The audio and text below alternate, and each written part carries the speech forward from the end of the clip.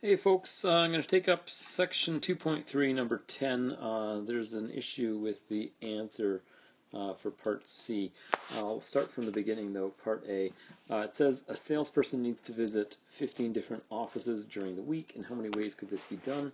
Part A is pretty straightforward, right? That would be 15 factorial. If I can get my pen to write factorial. And when you type 15 factorial into your calculator, you get a pretty big answer. It's something like 1.3 times 10 to the 12. So I'll say 1,307,000, what would that be, billion? 674,368. And I'm running out of room here. 3 zeros if I can squeeze them in. How's that? That's terrible. Terrible. How's that? A little better? Okay, hopefully you can read my handwriting. I should have been a doctor. Okay, part B.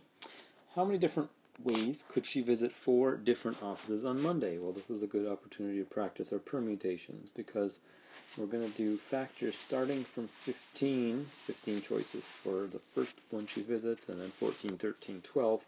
So that would be 15p4.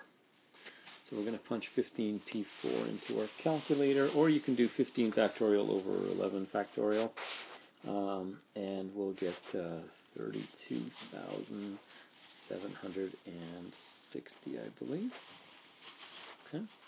And then part C. Well, here's where the answer in the back of the book disagrees with me, because in the back of the book, I think they say something like 13,650, which is what you would get if you had them visit 3 offices on Monday, which would be 15p3, and then if you just multiply that by 5, meaning that each day of the week you randomly select any 3 from the 15.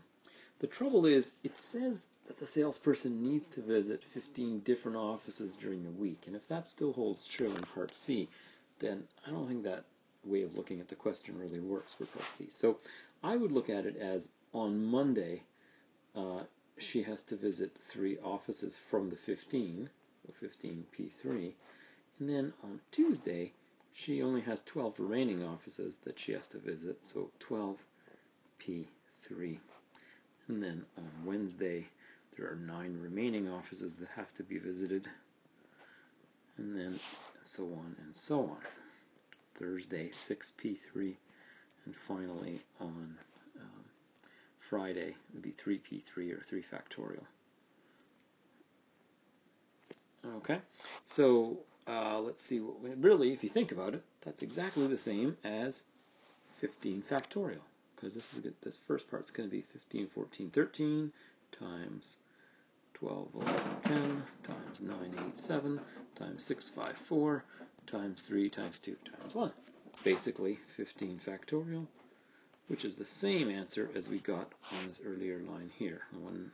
1,307,674,368,000.